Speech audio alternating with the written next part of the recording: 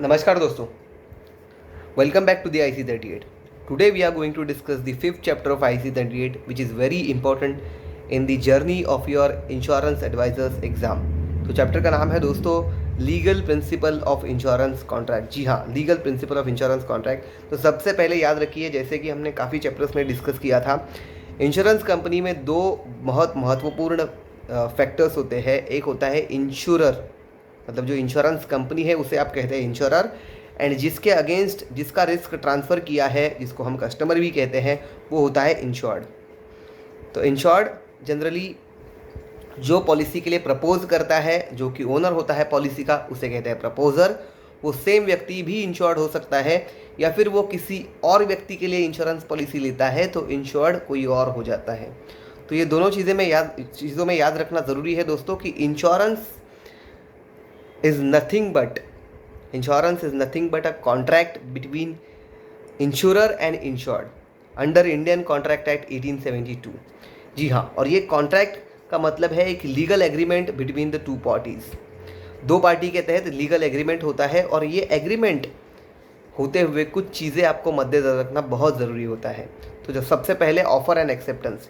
Generally हम कोई भी चीज़ खरीदते हैं, कोई भी वस्तु खरीदते हैं, तो सामने वाला जो बेचने वाला है वो हमें ऑफ़र करता है बस। बट यहाँ इंश्योरेंस कॉन्ट्रैक्ट में उल्टा होता है दोस्तों। एज अ कस्टमर और एज अ इंश्योर्ड मुझे ऑफ़र करना होता है इंश्योरेंस कंपनी को कि क्या आप मेरी रिस्क ट्रांसफ़र कर लेंगे। सो उस केस में होता है ऑफ़र एंड एक्सेप्टेंस, जिसके बदले में कंसिडरेशन होता है पेमेंट्स का। तो सेकेंड स्टेज है consideration of payment between the two parties. इसका मतलब है मैं अपनी रिस्क ट्रांसफ़र करवाने के लिए इंश्योरेंस कंपनी को कुछ पेमेंट करता हूँ, और उस पेमेंट को कहा जाता है दोस्तों अपनी लैंग्वेज में प्रीमियम। तो ये जो भी इंश्योरेंस कॉन्ट्रैक्ट है बिल्कुल फ्री कंसेंट में होना चाहिए, without any external influence, non coercion, मतलब किसी को गन पॉइंट में देके इंश्योरेंस सेल नहीं करना है। अनड्यू इन्फ्लुएंस का मतलब है कोई भी इमोशनल स्टेटमेंट देके मैं अगर किसी रिलेटिव के पास या फिर किसी फ्रेंड के पास इंश्योरेंस पॉलिसी सजेस्ट करने गया हूँ, तो वहाँ पे मुझे इमोशनल स्टेटमेंट्स देके फोर्सफुली इंश्योरेंस कॉन्ट्रैक्ट साइन नहीं कराना है।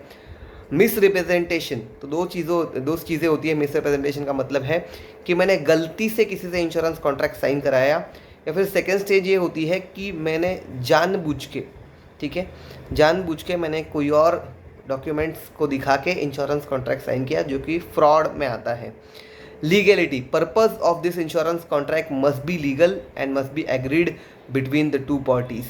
एंड ये जो सारी चीज़ें हैं ये होनी चाहिए अंडर अटमोस्ट गुड फेथ। तो अटमोस्ट गुड फेथ को एक लैटिन फ्रेज भी आपको एग्ज़ाम में आ सकता है कि अटमोस्ट गुड फेथ के बदले जिसको कहते हैं उबेरिमा फिदेस। तो दोनों का मतलब एक ही है। अटमोस्ट गुड फेथ का मतलब है दोस्तों कि दोनों पार्टीज़ के दरमियान मटेरियल फैक्ट्स का डिस्क्लोज़ करना बहुत ज़रूरी है। मटेरियल फैक्ट्स को डिस्क्लोज़ करना चाहिए प्रपोजर ने भी, एंड इंश्योरेंस का जो एडवाइज़र है उस एडवाइज़र ने भी सारी मटेरियल फैक्ट्स को एक्सप्लोज करना बहुत ज़रूरी है।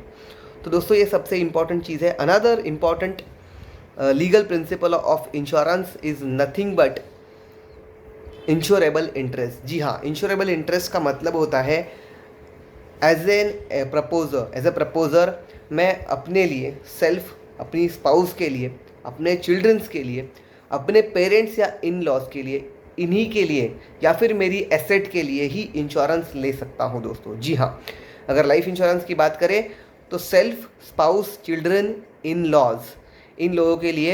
एंड अगर जनरल इंश्योरेंस की बात करें तो मैं अपने एसेट्स के लिए ही इंश्योरेंस पॉलिसी परचेज कर सकता हूँ, उसे कहते हैं इंश्योरेबल इंटरेस्ट। ठीक है, तो ये इंश्योरेंस कॉन्ट्रैक्ट को कुछ सीमित रखने के लिए, मतलब जिनके जाने से मेरा कुछ फाइनेंशियल लॉस होगा, ठीक है, उनके लिए ही मैं इंश्योरेंस ले सकता हूँ। जी हाँ, सबसे महत्वपूर्ण होता है ये फैक्टर, इसे कहते हैं इंश्योरेबल इंटरेस्ट। उसके अलावा होता है एंडेमनिटी, प्रिंसिपल ऑफ एंडेमनिटी। इसका मतलब कुछ इवेंट होने के बाद जो भी लॉसेस हुए हैं वो लॉसेस एक इंश्योरेंस कंपनी या फिर इंश्योरर उस इंश्योर्ड को पे करेगी, इसे कहते हैं प्रिंसिपल ऑफ एंडेमनिटी। जी हाँ, जनरल इंश्योरेंस में ही प्रिंसिपल ऑफ एंडेमनिटी यूज़ होता है। फॉर एग्जांपल बाइक का अगर मेरा इंश्योरेंस है एंड कुछ रिपेयर करना पड़ता है एक्सीडेंट के बाद, तो वो सारे losses will be covered by the insurance company. जी हाँ, इसके अलावा और एक चीज़ होती है जिसे कहते हैं प्रॉक्सिमेट कॉज।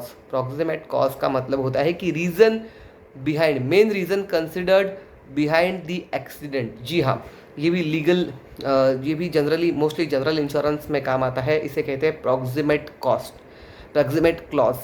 ठीक है, तो उम्मीद है दोस्तों आपको वीडियो काफ़ी इन्फॉर्मेटिव लगा होगा। Thank you so much for your support. If you like the video, please like, share and subscribe. Thank you so much. Happy learning.